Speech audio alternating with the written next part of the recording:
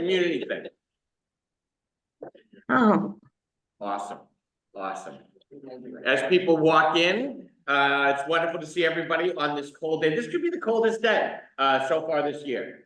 It was like 16 when I got up. It was cold. I felt like I was in northern Massachusetts, which was wonderful. Are you in the garden room? We are, yes. Ah, okay. That's why I'm hearing the echo. yes. Okay. I feel like this is Clue now. He did it with a candlestick in the garden room. Anyway. With Rabbi Serkman. With Rabbi Serkman. I'm not committing any murder. But we have a killer of a text.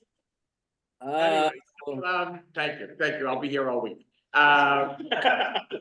So we have great Torah to study. We have a full table plus, which is awesome. What are you doing out in the cold, Harl? What are you nuts? You're out in the cold. I mean, come on. Anyway, it's great to have everybody here. Great Torah to study. As always, we'll dive into in a minute. Share with me in the blessing, which is right at the top. Baruch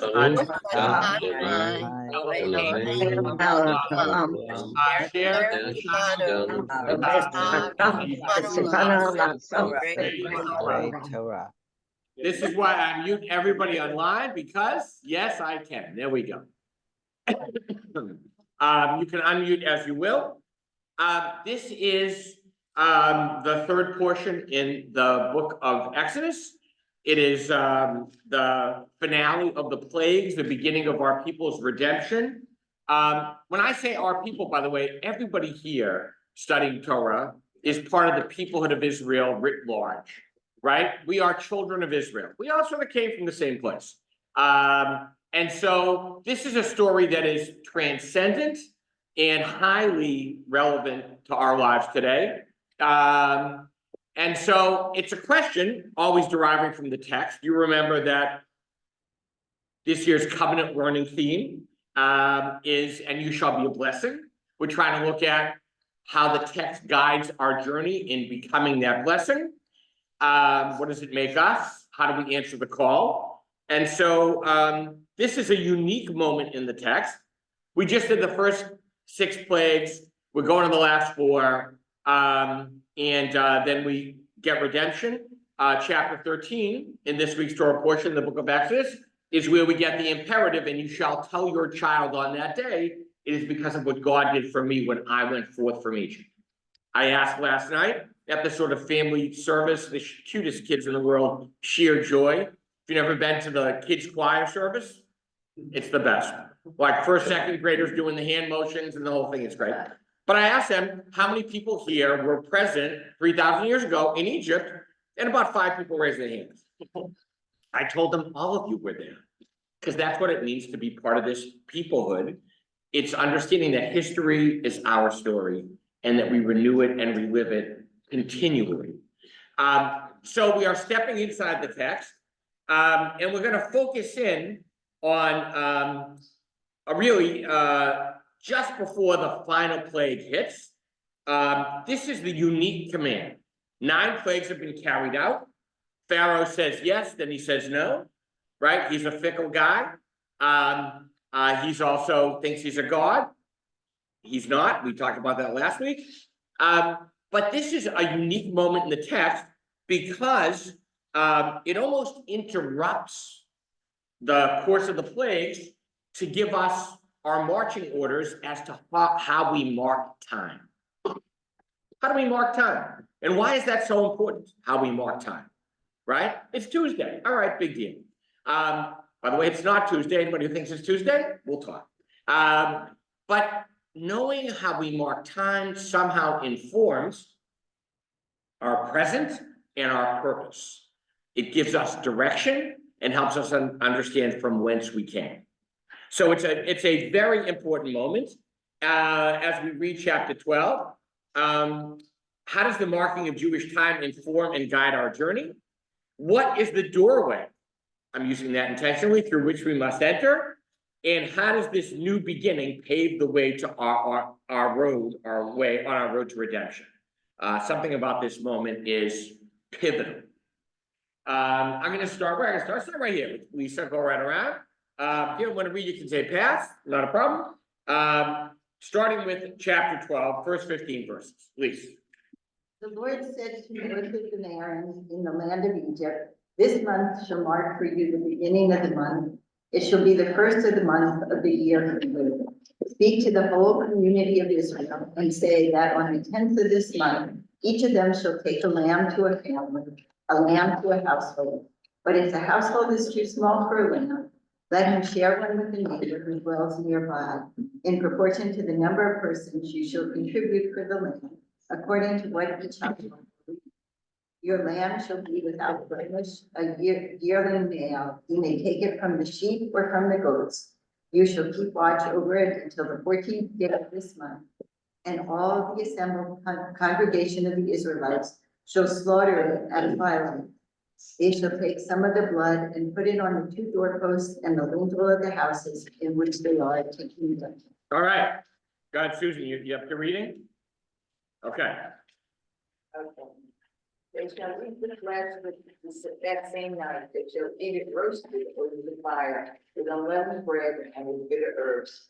Do not eat any of it raw or cooked in any way with water, but roasted, heads, legs, and entrails over the fire.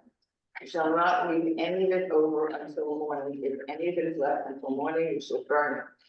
This is how you shall eat it: your loins girded, your sandals on your feet, and your staff in your hand, and you shall eat it hurriedly. It is a Passover offering to the Lord. For that night I will go through the land of Egypt and strike down every firstborn in the land of Egypt, both male and beast. I will lead out punishments to all the gods of Egypt, I the Lord.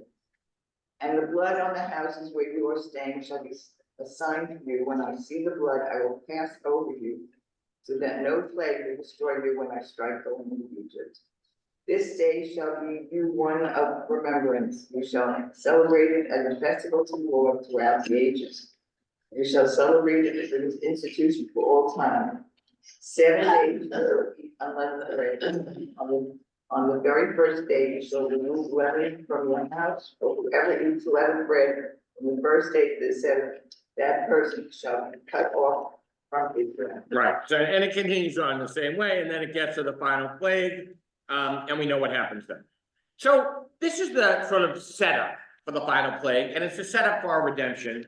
What is jumping off the page on a shot level? Straight text speaking to us, questions that are deriving from the text. I mean, my portion that I read was about they're all dressed and ready to go. You know, like, where are they going?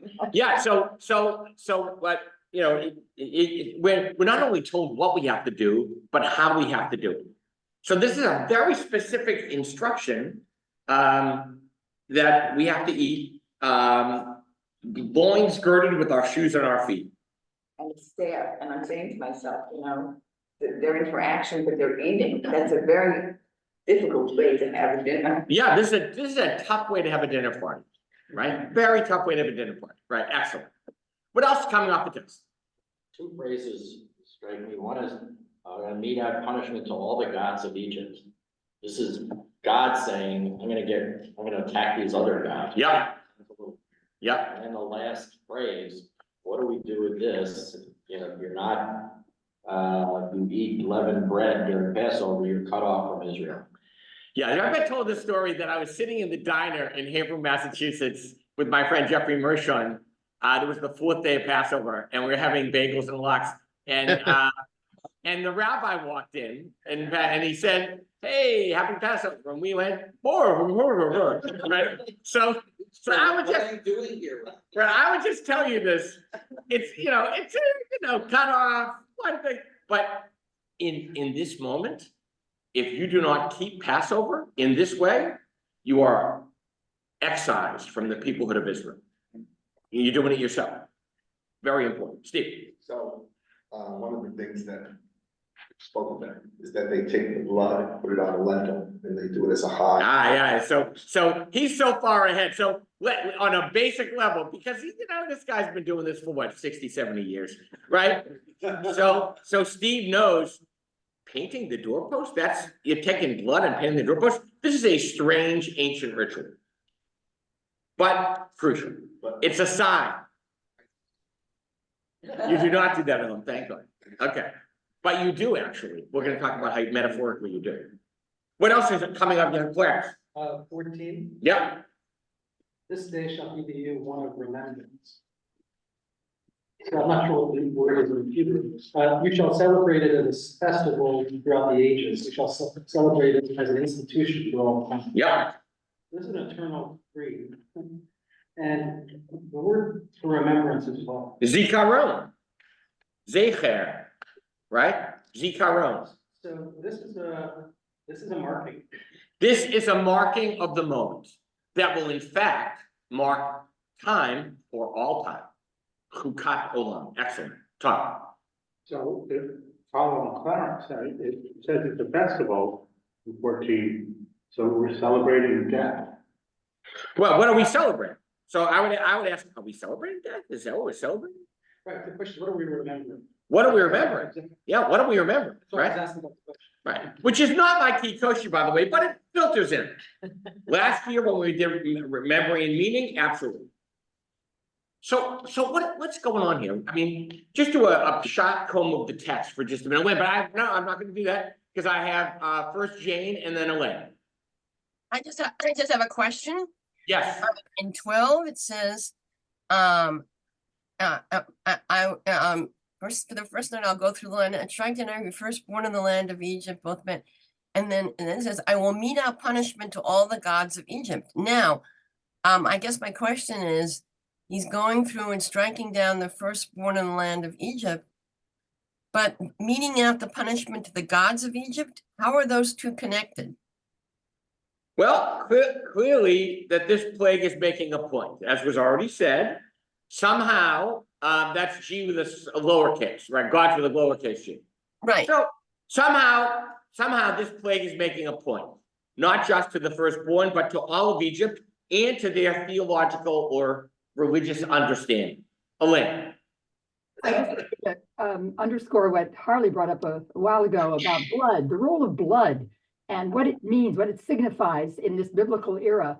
We may not fully understand, but clearly it's very powerful. And the very fact that blood is the source of life is very symbolic, that the very source of the blood that's the source of life protects them from death.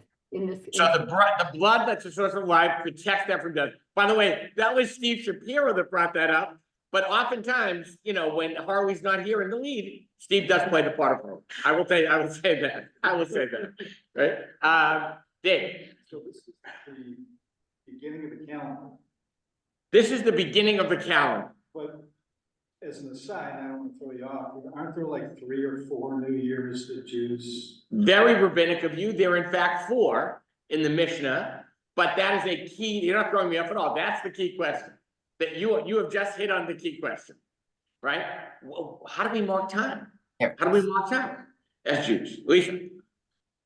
Just when you're talking about the doorway. Yep. George, you understand Yep. that they're going to safety by being in their houses with the blood on the doors. So what's the doorway through which we enter? We start in our home. We have to exit through this painted door, painted with the blood of this lamb. All essential, all part of the story, all part of the ritual, and part of the promise of the future. I'm gonna go with Zevi, then Elizabeth, and then I'll go to Harlem. I think someone mentioned it already, just the very, very specific timeline. Be the first of the month of the year, right? Mhm. And the 10th of the month until the 14th day, and then twilight. So Yeah. very, very, very specific. Very And I specific. guess it's specific because they wanted us to keep it the same way going Yes. forward, right? Yes. So it's specific for a lot of reasons, but why this specific timing? What does the timing say about how we mark time? Right, Elizabeth? Okay, I'm sorry. You're good. Almost. No, you unmute, Elizabeth. Now you're muted. Unmute and you'll be good. Keep it on mute. Don't Okay. mute it again. Working now? Okay, Yeah, working. Yes, thank you. Oh. 4, verse 4, Yeah. about if, everybody is included, attention is given, if a household is too small for a lamb, just this business of all of Israel, all of Yep. Israel. Everybody, provisions are made for all to have provisions, right? Crucial. Harlan. So building on Dave's comment, it struck me that what I did not see in here was one of the things that I always associate with Passover is the word freedom. Yeah, And for me is not here. not here. Freedom is not here. And so Right. something about time and freedom. Right, so the word freedom, liberation is not here. Then the implication, of course, is we're leaving. But does that equal freedom, right? Steve and then Elaine, if you still have your hand up, and then Ellis last one. So, with the slavery, there is no time. It's just, you're not marking time. Yeah, so crucial. So Steve said, when you're a slave, you don't know from time, right? Do you know, there's a 13-year-old girl who was one of the hostages. She got let out on day 49, her mother on day 50 something, and I saw her interviewed. And she said, I can't, she was in Hebrew, she's speaking, I kept my sanity by trying to figure out what day of the week it was. Right? Right, hold on a second. So I'm gonna go to Elaine, Ellis, and then Wayne, the real last one.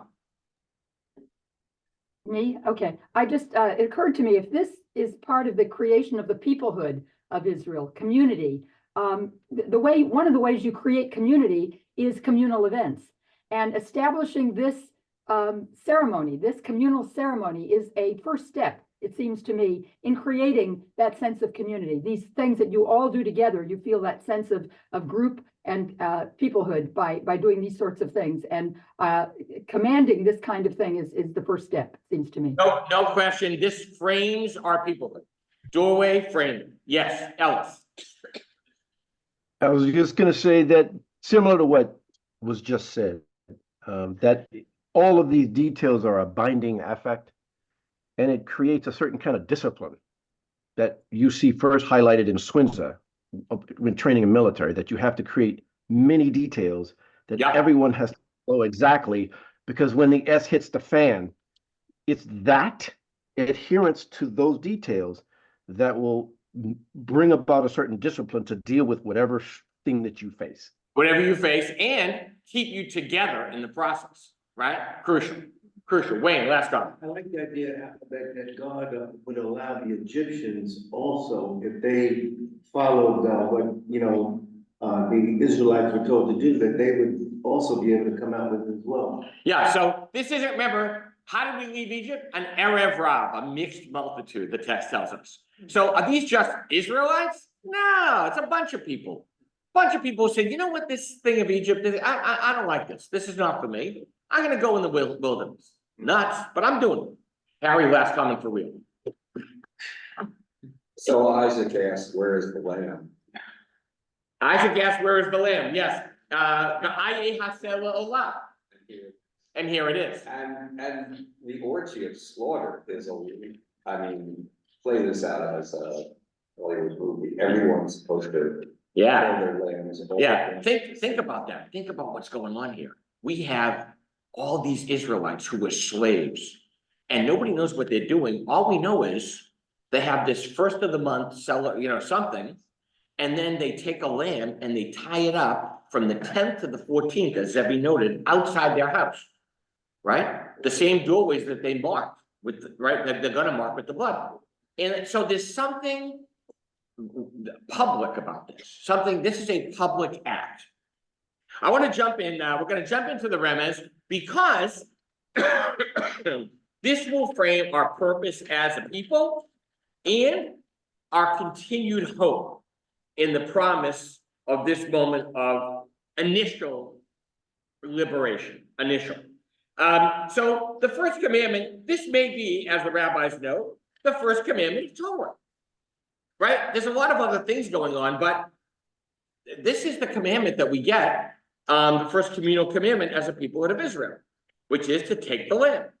Which is to mark the months, Who are we? Arnie. So this is the Ibn Ezra, who's 11th century grammar. I've already noted in the introduction to my Torah commentary that the year and the months were fixed for the rabbinic courts. Now that we are in exile, we rely on what they set up, the Intercalation of the leap months. According to Judah, the Persian, the Israelites use the solar year as the uncircumcised do, for the lunar year shifts against the natural year of plowing and harvesting, which depends on the sun alone. But this is incorrect. God commanded that the festivals be observed according to the lunar months, but in the proper season as determined by the rabbinic courts. It is extremely surprising that Moses went into such detail about the rules concerning skin disease, which afflicts so few people, and did not explain how to set up our calendar, which every Jew must observe for all time. Yeah, what's Ibn Ezra's problem? What's he saying? Listen, we got like 2 portions on infectious diseases and how to control them in Leviticus. But we get 1 line on the calendar? That's what we get? Really? Couldn't we have a little more? So he's trying to understand. And what does he put out there? There were 2 calendars by which people mark time. Right? You could be in the uncircumcised camp, right? Marking by the sun, or you can be in the Jewish camp, marking by the moon. Prop is one of the biblical scholars. I don't know, I used to know where he taught. I don't remember. Some major institution, could have been Yale. But he's one of the writers of the Anchor Bible, which is the scholarly academic Bible. So what is Prop saying about the nature of the calendar? Something crucial. Creation of a distinct calendar is an exercise of sovereign power, an affirmation that Adonai's reign over Bnei Israel has begun. There were, in fact, 2 competing forces. The month of new reign Aviv, corresponding to our Jacob, and the month of perennial streams, Tishrei, September, October. If we correlate Babylonian records with Jeremiah 25, as well as the contents of Ezekiel 41, we find a spring based on reckoning. Most important, all the Pentateuchal lists of festivals begin with unleavened bread in the spring. Yeah, so what is Prop saying? There were 2 calendars. In fact, 2 calendars, major calendars in the peoplehood of Israel. But all the biblical calendars start when? Springtime. This is when all the, so he's telling it. So this is a new way to mark time. A new way to understand our place in time. Please. It's interesting that the first of the month goes along with the death of the first one. Yeah. So as who asked about the death? Tom, and then Elaine answered the question and added to it. But I think you're right. Somehow this is the death and rebirth of something important and central to us. So Prop tells us that this is in fact that there were 2, you could see competing calendars in the later texts of the Bible, but Rashi understands what this means and what Chodesh means. By the way, Jews celebrate the new month and it's called Rosh Chodesh, the head of the month, right? Head of the month. In a minute, maybe in 3 or 4, I'm going to ask you a question. When do they do that? All right. If you get the right answer, you win the centerpiece. See, does Bishvat tie into this at all? not really. Not really. It's Tu B'Shat's a minor festival connected to the land. I mean, indirectly, but not in a major way. So look at the Rashi. Who's up with the Rashi? The Hebrew word month, Chodesh, also means new moon. God showed Moses the new moon and told him, when the moon grows new, Thou shalt mark the beginning of the new month. But even when the Midrash derives additional meanings, the verse never loses its context. God told Moses that Nisan was to be the first month of the year, Leon the second, Sivan the third, and so on. Right, so this is a new way to start counting time, just like the new people are starting their lives. So, I think this is really interesting because, Kodesh may or may not mean new moon, but the root of Kodesh is Chodash, and it means new. New. And there's something about, the new moon is, if I remember, something you can't see. Correct. And we just had it, we're getting towards the end of last year, and I go, oh my God, I can't believe that we're already in November. And there's something about being able to articulate something new on a cyclical basis. Yeah. That is, inspiring. Can be inspiring. Can be inspiring. Seem led to it if you pay attention to it. So there's something about marking the months by the moon and the new moon that maybe makes us new. But it's the fact that this is new. This is not Thursday. The next day is the brand new time. Right, it's a new time, new month, right? And and of course, this correlates with, we're a new people, right? Zeb. I just want to say that the calendar, the time, it really defines peoplehood. I mean, in the United States, we have the 4th of July, we have Thanksgiving. That's what makes us Americans. That's what makes us unique. And it's the same thing, I think, with any peoplehood. How critical the calendars is to their definition of who they are. Yeah, early this morning, I was listening to NPR, and I was listening before 7. I'm listening to the show, whatever it's a cooking show. It's a show about food. And there are these 2 women talking about the Chinese New Year. And they're saying when we were kids, we didn't appreciate the ritual. You have to clean your whole apartment, you have to sweep away right before the new year starts. But now, as 30-somethings, it's crucial. Because it connects us to our ancient roots. Right. Direct quote, Arnie.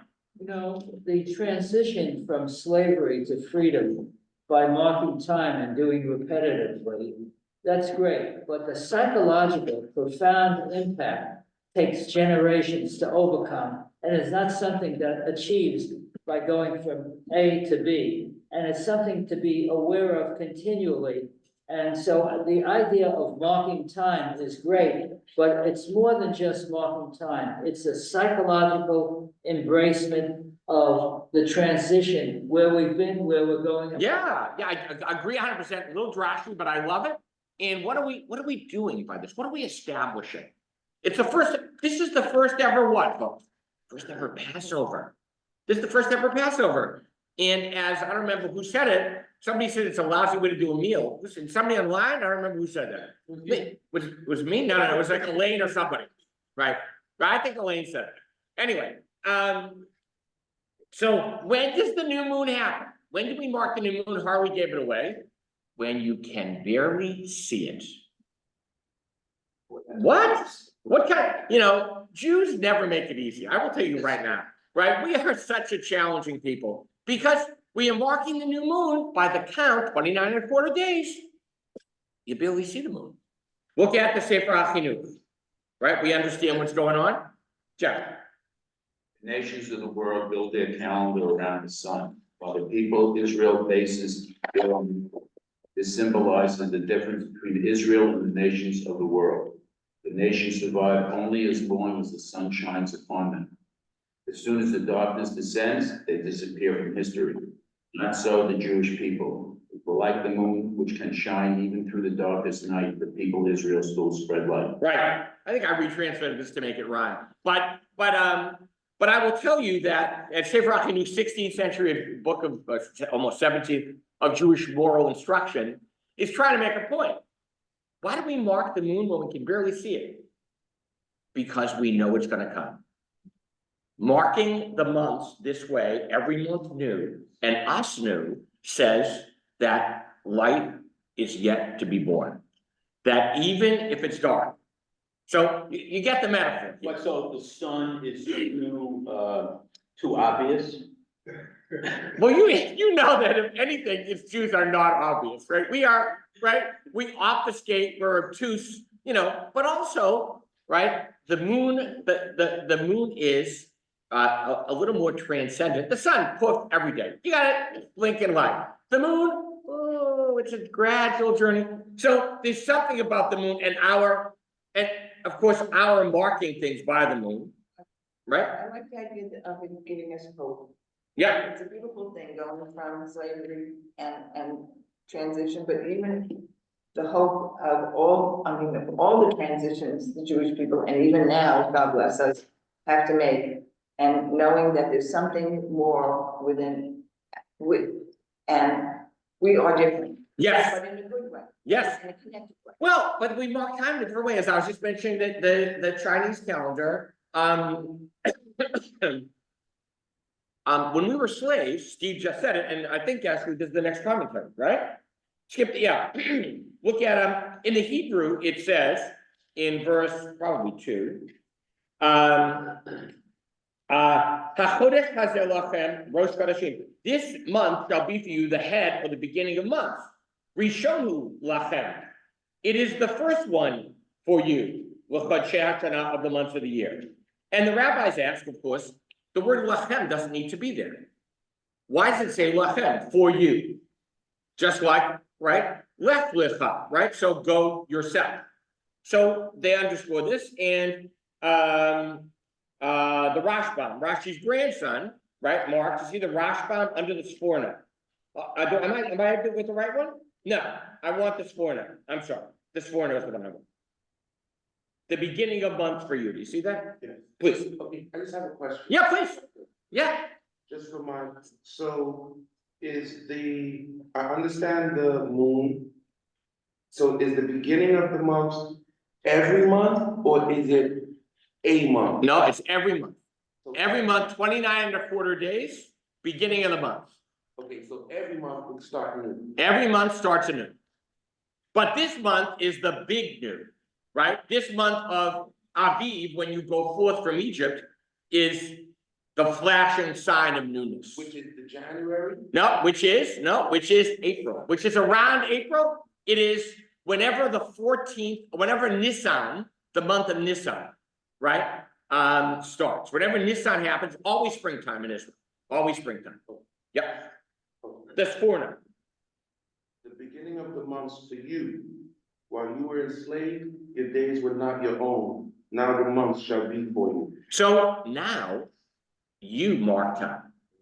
You know what day it is. You mark the months. And in fact, you will eventually live by an agricultural calendar, and you will understand that the seasons of the year and your work and purpose in tilling the soil are interconnected with something greater. Yeah.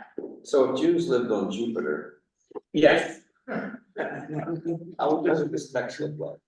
By the way, somebody write that down as my next book title. If Jews lived on Jupiter. By the way, I haven't written a book, but that's okay. That's okay. It's. What do you mean? We make up such stories around the natural world as we see it. Yeah. But, I mean, what will we do when Jews live on Jupiter? Right. I mean, how?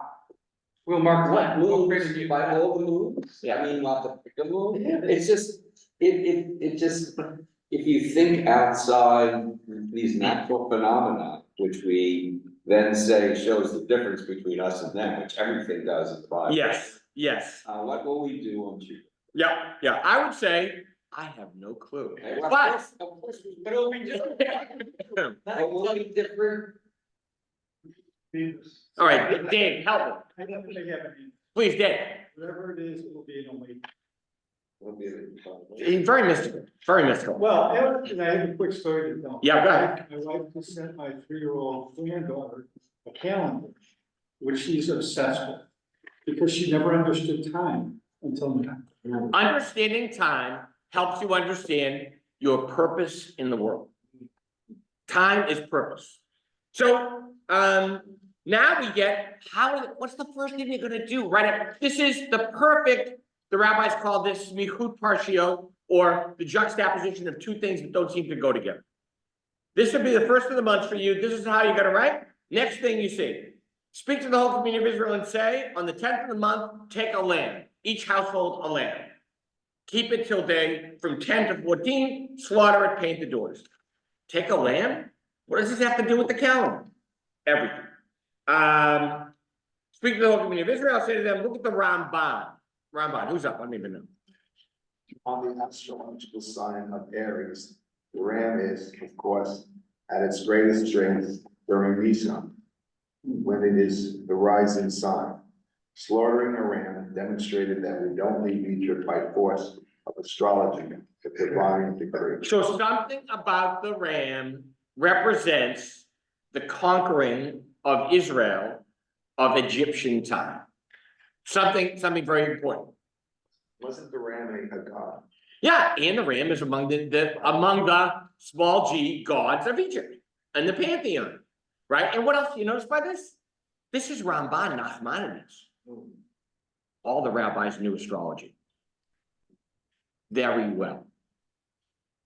Just a clarification for me. Yeah. Actually, gods with a small g. Is there a specific Hebrew word for? And they use the word Elohim, like we would use for God. And they mean it plural, because then what other word are you going to use, right? So there is no other word except those are gods, all depends how you understand the world or your place in time. All right, so give us the Kol Dodi, which is like a 17th century commentary. The Egyptians worshipped sheep as a symbol of wealth. The month of Nisan, with Aries rising, is also a time of new life. Springtime as earth was rejuvenated. As such, it was important for Israel to denounce the Egyptian mindset, called upon to take the lamb which they had worshipped together with their Egyptian neighbors and sacrifice it in the service of Yahweh. Right? So what is going on here? This is an ultimate act of communal chutzpah. We are taking one of the gods, in fact, the god that's most prominent astrologically at this moment, we're putting it outside our tent or our doorway, and we are saying, it's a mishmeret, a garden, a watching, just like God watches, a night of watching. And we're saying, yeah, just wait, 14th day, right? We sacrifice it in front and paint our doors. Chutzpah. How do the rabbis switch ram for lamb? How do the rabbis switch ram for lamb? Ram for lamb. Yeah, conveniently. Isn't there different words? No, but set could be both. Yes, I mean, Ayil is literally a ram, but set could be set is a more generic word. It doesn't have to mean lamb. So rams can come from goats. Because that's what it says. Well, From the goat. yes, I mean, this but- is invention. but in the same way when you say cattle, you don't mean cows. When you say set, you don't mean lambs. So a set could be not just a lamb. I'm just going back to Isaac. It was sad. Right. Yes, in that story, there's a specificity. Here, take whatever you get. Zebi and then Elizabeth. So the verse that struck me the most was verse 4. Yeah. Because of the word share. Let him share one with a neighbor who dwells nearby. That, I think, defines Judaism. This ability to share among the community, to share with each other, to help each other. This is kind of where it comes from, it's this sharing, what's the philosophy you want to call it, or philanthropy, or tzedakah. It's all about sharing. Yeah, but it's not just about sharing. It says, hey, you should contribute. Your house, if you're gonna, so which means, listen, you guys bring the stuffing. Do not bring that string bean casserole. It's disgusting, right? By the way, who eats that, right? I'm sorry if you like it. It's good for you, right? Right. So there are all kinds of. This is about households connecting to a greater house of Israel. Elizabeth, and then we're going to go back to the text. What is the Hebrew word for share? It's not there. There is a word, but it says you take from what you have and eat it with the people next to you, your neighbors, the Yeah, people, the neighbors who are close to you. right. That's If a family doesn't have enough, then you have to share with them. You know, ve'inim at habayit. Yeah. Right. But is there a Hebrew word for it? Not here. No, it Not just says here. you eat it with them. That's the share. Elizabeth.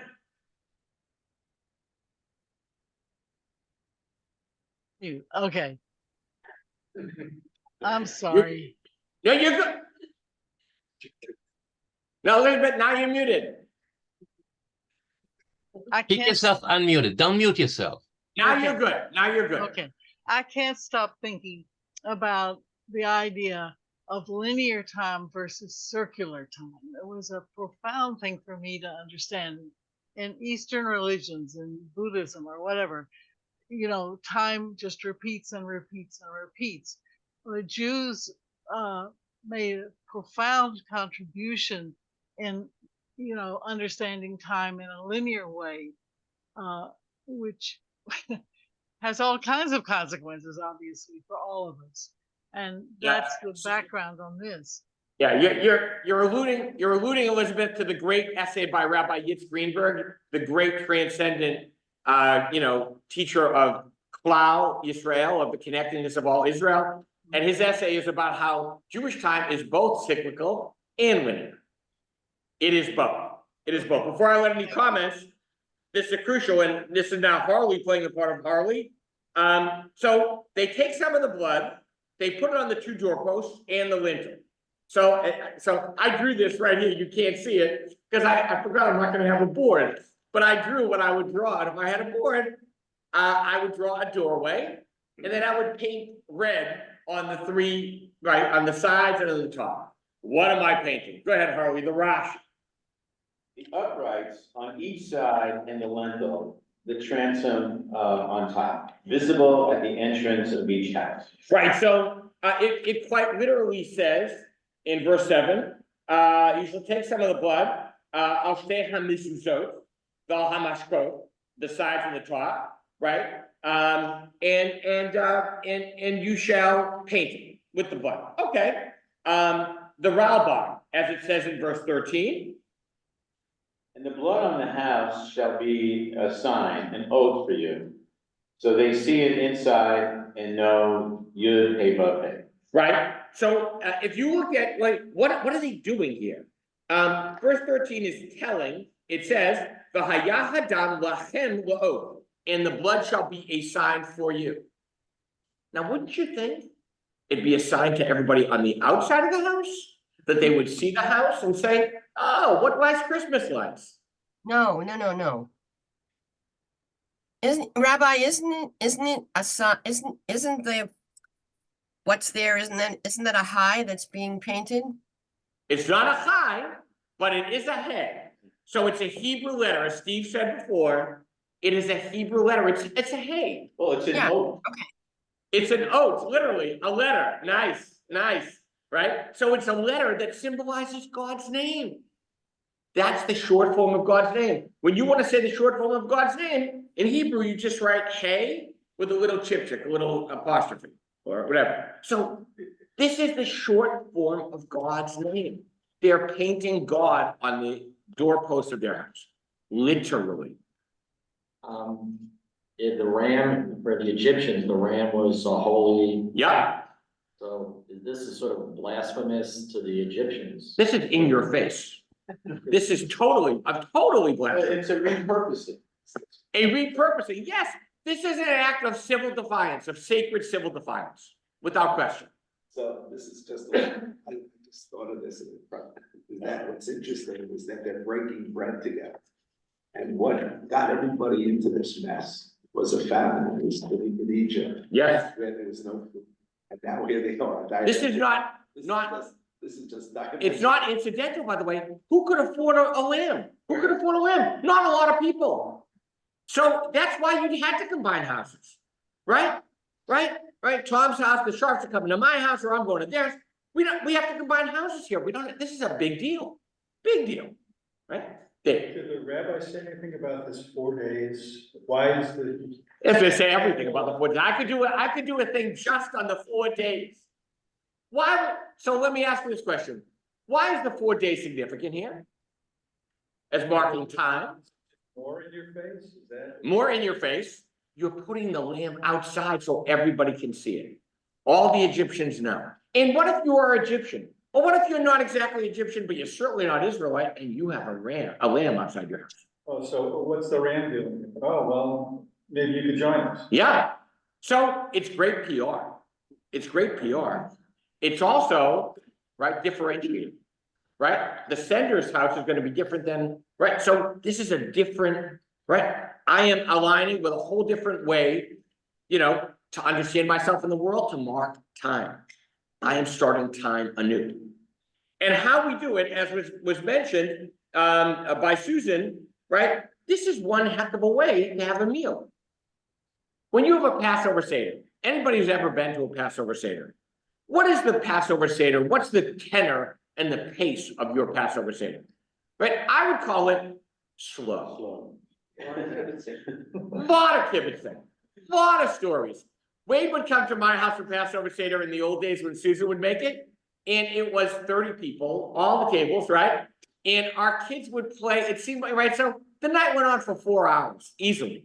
But it was a meal with a gracious pace. It was lovely. This is the opposite of that. The absolute opposite of that. How shall you eat it? Loins girded, sandals in your feet, staff in your hand, eat it quick. Fast food here. This is fast food, right? Very fast food. Carol, you see it? The Rashba. All of the details on eating show the element of hurriedness, like one who's in a rush to be on his way. Yeah, and the description is in verse 11, Ve'achaltem oto b'chipazon, Pesach hu Adonai, and you shall eat it in a rush, in haste. This is the Passover for Adonai. So there's again, the juxtaposition of verses. So what does eating it in haste have to do with Passover for Adonai? Because that perhaps food is just a means, yeah. Nice. Food is just a means, or There's hurry to do his business. in a ritual. Setting. Yeah. So in a ritual, this is a ritual. We sometimes forget, right? We have the Passover menu, right? You know, you're going to do the Seder. Yeah, I'll do the Seder. We'll ask the 4 questions. It'll be good, right? Telling the story is everything. Everything. And so this moment of the eating, we are actually. It's not about the food. In this one? There's a little bit about the food, but there's a larger context, perhaps that the rabbis think about and how to teach us and how to have an institution, the Passover. Yes, yeah. So the food is really the key to faith. Or to put more directly, this new beginning paves the road to redemption, and as already intimated before, that is not yet real. You're a slave, you leave Egypt. You feel free when you're in the middle of the desert wandering, you're not sure if you have where your next meal is coming from? I don't feel very free. I am burdened. I am worried. I am concerned. So what does the Zornberg say? This is the great Dr. Aviva Gottlieb Zornberg. What does she say? Who's on top? As Rashi noted, the chipazon in confusion and with fear, as in David was in haste Nechpaz. to go. There is lack of control in this last meal. Strangest of all, this panic is commanded ahead of time. But as the Mechilta assures, the lamb of future generations would not be eaten up. In the future, you will not eat in haste. You will not eat with your loins girded, standing up with your staff in your hand, with your bags packed, ready to go. So I don't see a direct connection between what I want to say and where you want to get. Okay, go ahead, it's okay. I was so taken with, I think it was last week where we talked about the names of God. Yeah. Embedded in one of God's names that the rabbis obviously conveniently forget is the idea that God is timeless. Yeah. And I just can't help but think that there's something about the very essence of God being was, is, and will be kind of layered over us. Yeah, that wherever we are in time, we're covered by that grace. so we are starting a new way to mark time, reckoned by a timeless God. Right, I think it's great, I think it's totally, it'll come back to us, right? Aline, you have a question or no, I don't know. Yeah, it occurred to me that since the lamb is sacred to the ram is sacred to the Egyptians, seeing all that would really infuriate them, just like in India when they were slaughtering cows, when I guess the Muslims were slaughtering cows and the Hindus were so angry that there was big riots over this. And it occurred to me that maybe this was a setup for the next miracle, because later on in the passage it says that God changed the Egyptians' hearts and they willingly gave all their jewelry and stuff to the departing Israelites. I mean, this seems rather strange that they would suddenly feel gracious toward them after they were infuriated after this event. So I wonder whether that was a setup for the next miracle to appear. I don't know. Well, it's certainly a setup for the last plague. And it's a setup for the people's at least leaving Egypt, right? In haste. They didn't have time to pack, so they put the matzah on the bread on their backs, and it didn't rise, right? So it's all done in haste. Let's get the hell out of here. Look at the drive. There's a lot of drives. I don't know if we're going to do it all. I think I have 4 of them. We'll see. Rabbi Howard Kushner frames this, and he really helps us understand why this marking of Jewish time and this public act of sacred defiance frames our peoplehood and its purpose. Jason, I'm going to have Jason read. Nice to see you, Jason.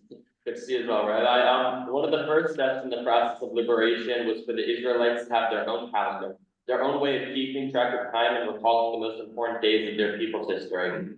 A slave does not have control of his or her own time. It belongs to someone else. Hirsch wrote that the Jewish calendar is the Jewish Catechism, yep. It is the most concise summary of what we remember and what we stand for. Just notice, Jewish seniors in high school don't know from catechism, right?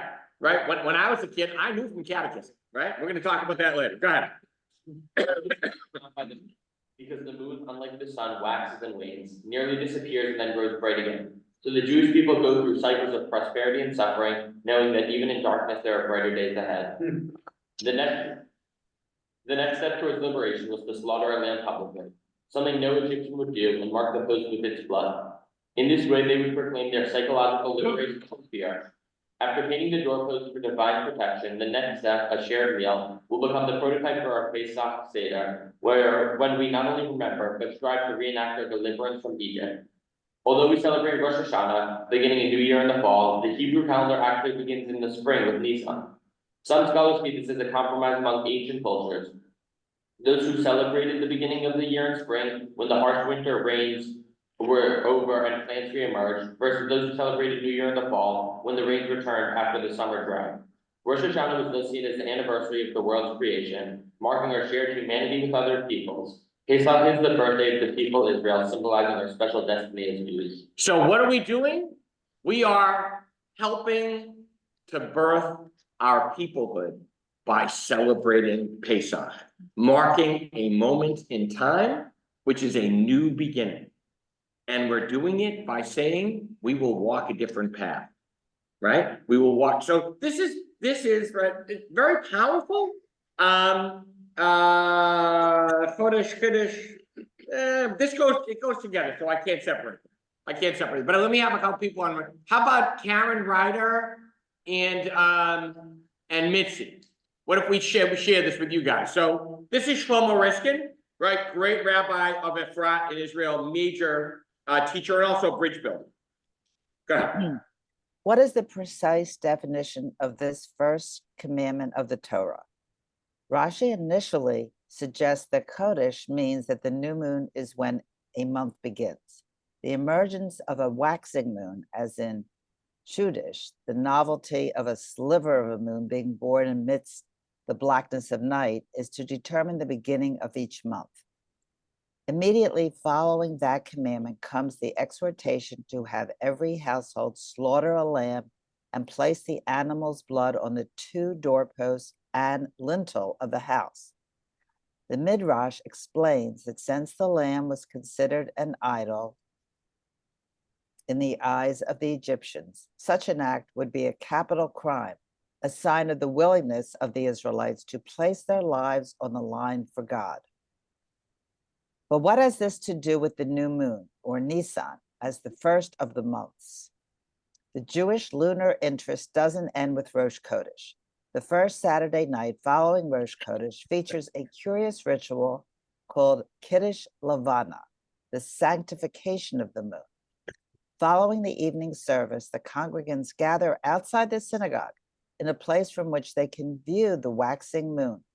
The service concludes with everyone dancing in a circle, singing praises to the orbs of the heavens, concluding by pointing up at the emerging form of the bright moon within the blue-black sky. What is the significance of this strange rite?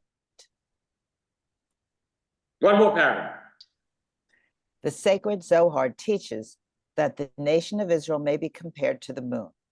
Just as the moon wanes and totally disappears, just as the bleak black heavens seem to be totally devoid of light, the sliver of the new moon appears, as does a new spirit of regeneration emerges from within Israel. And so the Babylonian Talmud emerged from the destruction of the Second Temple, and the renewed Jewish state rose out of the ashes of Auschwitz. Right, so he's making a point here. Remember, Stevie Riskin was the great rabbi at Lincoln Square Synagogue who made Aliyah, right? And is clearly a central Zionist. So he's understanding this as connected to the journey that the Israelites made from Egypt way long ago, and it's a journey we're still making. Crucial. All right, Mitzi. No wonder the Israelites in Egypt were willing to place their lives in danger by sacrificing a lamb and placing its blood on the doorpost, just as they had heard the command of the new moon. God taught them the optimistic message of light coming from darkness and salvation emerging from slavery. By means of the light of the new moon, they were willing to risk their lives for the dream of redemption. Maimonides, how do you say? Bases his crowning proof for Jewish optimism on this commandment to mark the new moon. He reminds us that our calendar was established by Hillel II in the 3rd century CE, and we could not maintain it today unless the sages of our generation are considered the agents of Hillel's generation. If there would ever cease to be a Jewish community in the land of Israel, the agency could not be effective either, because Torah, and therefore the calendar, can only come forth from Zion. But God would never allow such a void, says Maimonides, whatever, since the Almighty guaranteed that the Jewish community in Israel would never be erased. Remember that Maimonides, what is it? Maimonides. Maimonides, okay. Expressed such an awesome and stirring faith, even though he was chased from pillar to post in this lifetime by the marauding Muslim Almohads, as well as living at the time of the Christian Crusades. What more reason have we to be optimistic about Jewish future with our return to the Jewish national sovereignty in Israel after nearly 2,000 years of exile? May the merciful Lord lead us to our land and enable us to walk on our land proudly and uprightly. Very, very crucial and interesting. And of course, I'm going to go back to the last sentence in a minute. Steve. So it's interesting that the plague that was right before this was total darkness. Yep. And what comes next is the marking of time with a sliver of light. Oh, that's beautiful. Never thought of that. Never thought of that. I love that. Love that. Right? Total darkness, right? And then comes a new way to understand the light.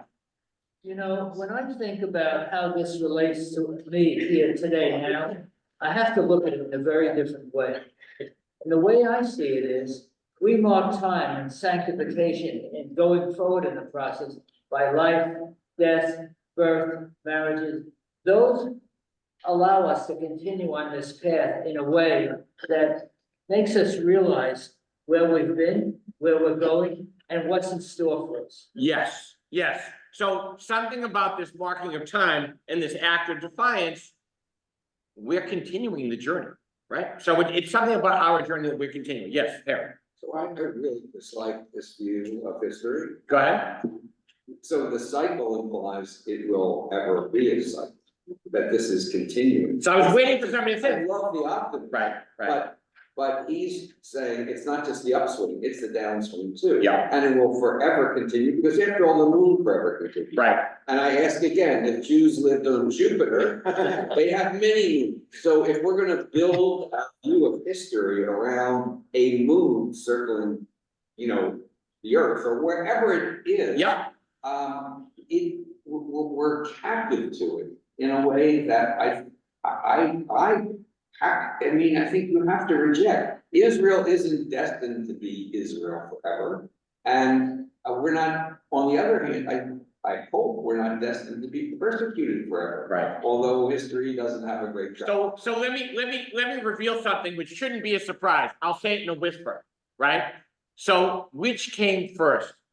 The calendration system or the calendar system of the Jewish people, or the fact that we were an oppressed minority and a peoplehood that was ever experiencing hardship? The latter. And we have to find a way to understand ourselves in history, right? I'd like you to find for me a 100-year period where Jews weren't oppressed and persecuted. You won't. Golden Age of Spain even. Wasn't so good. It was good enough. Not so good. So this is the reality of human history, but certainly for our peoplehood, I would say it's the history of humankind. That there is always an oppressor. There's always a Pharaoh. There's always something up telling you, you can't do that. You can't be what you. So this is the reality of our lives. I think of all of our lives. Right, Dave? I have a theory on this, right? Go ahead. The Shekinah is referred to as the moon. Yes. So, Yep. Shekinah, what is Shekinah? This is the divine, mystically. God's presence and It's God's divine indwelling in the world, is Shekinah, the moon. Why is it understood as the moon? Because it isn't always apparent. You can barely see a sliver, but it grows with your recognition. So, and I love the end of what Riskin said. Of course, what does he say? He says, why is Maimonides affirming this? Because he had one hell of a life, right? He was oppressed. He was the chief physician in Cairo. He left. So Maimonides was fleeing persecution, even as he was the greatest teacher of Judaism of his day, maybe ever. Greatest codifier, greatest philosopher. And at the end, he implies this. He says, and in Israel, where we have gone back to sovereignty, liberation is not yet complete. We are not done. It's quite clear. May God lead us to our land and enable us to walk on our land proudly and uprightly. Why would Riskin write that if he's living in Israel? Why would we say, and we are now living in our land? He doesn't say that because he knows. Go to so Jay, did you have a question or a comment? I do. I have a question. You asked in your koshi, what is the doorway through which we must enter? And I was thinking about that. The lintel where we do draw God's name in blood, is the doorway we should enter either understanding or knowing God? Let's say yes, and then I'm gonna come back to Harley's comment in 5 minutes. Okay. Somebody here is reading, and I don't remember who it is. Professor Corson, you feel like reading along? Okay. Skip the first paragraph, go with, and this is Bradley Sharpe Artson, great conservative rabbi on the West Coast. How ironic then. How ironic then that the tale of freedom which still inspires, millions should be incomplete. Our liberation from Egypt, the great paradigm of freedom, is flawed by the very haste with which freedom was achieved. Why must the slaves eat the Pesach lamb first? That first liberation was rushed. Huddled in their homes while the destroyers struck down the Egyptian firstborn children outside, The Jews ate their meal in haste, fearful for their own safety and excited by the prospect of freedom. That North Shore comments that they ate in haste, like people who rush to be on their way. A rushed liberation is bound to be incomplete. To be free physically does not necessarily mean one's spirit is free, nor is society as a whole free. The liberation from Mitzrayim was unfinished. On one hand, the liberation on Pesach was a reminder that human freedom is a real possibility, that slavery is not forever. Yet our hurry itself testifies to the abiding power of those oppressive forces. Fearful that the moment might pass us by, we rush before the chance to escape eludes us forever. On the other hand, true liberation never follows an external schedule. Faithful to its own nature, inner liberation unfolds at its own pace until total liberation is achieved. Tom, go ahead, finish it up. Tom, yeah, finish it up. The rabbis of antiquity. The rabbis of antiquity saw liberation from slavery in Mitzrayim as a model for an ultimate, more complete liberation to come in the future, beyond the reach of human history. Thus, Midrash Shmot Rabbah says that our ancestors rushed through this exodus from Egypt, but in the Messianic era we are told, you will not depart in haste, nor will you leave in flight. Ultimate liberation, the Messianic age desired by so many generations of Jews, only begins when human suffering abates, when human caring and sharing initiate a new age. The end of days, the Messianic vision of Judaism and the Jewish prophets, is a call for us to transcend those limitations, to stretch the muscles of spirit and body toward a better day. Yeah, I mean, again, it's so resonant with us. But what is the door through which we exit? Is the door painted Yud Hey Vav Hey, or painted with a Hey, which is, this is God is present, right? I will be present, right? The challenge for us, of course, is to live by that presence, to recognize that presence, knowing the darkness is gonna come. Unfortunately, right, Harry's distress is all of our distress, because it's the reality of our lives in the history of humankind. It's, which is, you know, I'm quoting the Safam song, which is filled with hurt and pain. People do not live in a way that enables everyone's liberation. The Reverend Dr. Martin Luther King Jr., I quoted him last week. I cannot be all I ought to be till you are what you ought to be. You could not be what you ought to be until I am what I ought to be. This is the way the world is made. We are relying on each other to come together in those houses, to eat the lamb, to paint the doorway and say, this is a household, a family, a community where God dwells. Now, after we live that way, we got to go out into the world and paint everyone's doorway, or welcome people into our pathway and doorway.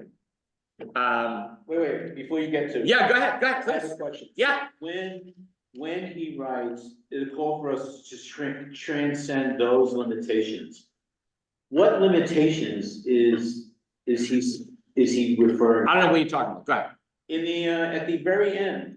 Of Shavi Darkford, all right. Is he speaking about those limitations of being in slavery, or is it just the limitations of being alive? Let me read it. It's at the very end of. Oh, I see.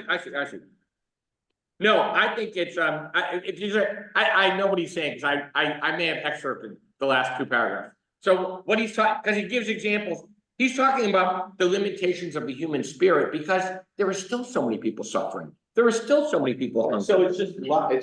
It's life. Right? So, right, we have this messianic vision, and then we have the reality. The reality is, you better eat quick and get the hell out of here and keep your step, right? So in the first Pesach, what was the tools? Our staff in our hand, our sandals on our feet, the matzah on our back. Go. Rabbi Rachel Barrenblatt helps us understand maybe a different toolkit that we have, or a different you know, what are we going forth? How are we gonna bring the liberation that's gonna be lasting? Clarence, you got to finish. And Torah tells us to eat the feast of Passover with our sandals in our feet and our walking sticks in our hands. The Seder isn't just a dinner party. It's an embodied remembrance of what it was like then and what it is like now. To be ready to go. The Seder is an opportunity to open ourselves to the necessity of change, of going forth from our stuck places of new beginnings. The Seder reminds us that sometimes there is sweetness, or at least comfortable familiarity, in being stuck and in letting our spiritual lives be stale. Our job is to open ourselves to the flavor burst of horseradish, to let our hearts and souls be startled out of complacency, to put on our sandals and be ready to move, to take up our tools and be ready to build. The Jewish future will not look exactly like the Jewish past. Slavish recreation of that past defeats the purpose, and I say that as someone who deeply loves a lot of things about that Jewish past. But we need to have our shoes on and be ready to go. We need to have our toolboxes in good order, be ready to build. We need to cultivate the faith and trust required to set out on the work of building something new. And we need to approach the holy work of building with the humility of Moses, balanced with the exuberance of Miriam, dancing at the edge of the sea. So what is he saying? What is the compelling charge from Rabbi Rachel Barenblatt, known as the Velveteen Rabbi? What is she saying to us? Don't be complacent. Don't be complacent. Always be ready. Look forward, always be ready. Right? She's saying that every year is the first Passover. She's saying that every year we have to make haste to do better, to rebuild, right? She's saying that every year we are leaving Egypt, right? Michael Walzer wrote it, right? He said that in the reading that introduced the Michamoch in the prayer book, right? We're still in Egypt. Oftentimes we get bogged down, right? So, and it's not just the suffering of the people of Israel, it's the suffering of any people, and it's that we don't break out of the structures that are secure and keep, right? Wait, the new month, great question by Mark. Is the new month every month? Yes. There's a chance for, and the Yiddish, this is perfect. The Yiddish for Chiddush, right? So Chodesh means, right, month. Every month, 29 and a quarter days. Chadash means new. In Yiddish, the word Chiddush means, an insight, a revelation, something wonderful that I've just thought about. So the goal is to transcend the idea that we're all just fine. Everybody's free or free enough. Don't worry about it. You know, don't make trouble. My Bubby would say, don't make it serious, right? Don't make trouble. No. The goal is go for it. The goal is be ready. The goal is use the Jewish toolkit or your human toolkit to make the world more holy, to paint the doorposts with God's name. Right? It's a great imperative for the journey. Because most of us, most of the time, we get settled. We get very settled. I'm a guy of routine. I have the same thing for breakfast for the past 30 years. It's a little sugar-free yogurt. It's disgusting, right? I love it. But I will tell you that it begins, and Zevi said it, when we see beyond our own house and invite somebody else in.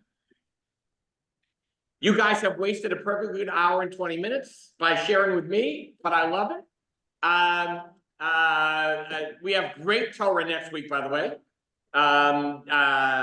which I think you'll love. I just finished it, Bishalach, the Song of the Sea. So we're going to be after the Song of the Sea.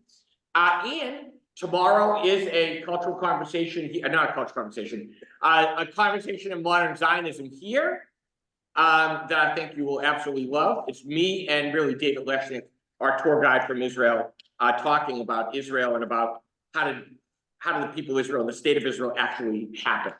And what did that mean for the Arab nations around us? I hope everybody's good. It's great to see everybody, people who dare to show their faces. I appreciate you. sending a lot of love and sweetness. I would say stay inside. Whatever you do, stay inside. Shabbat shalom, guys. Shabbat shalom.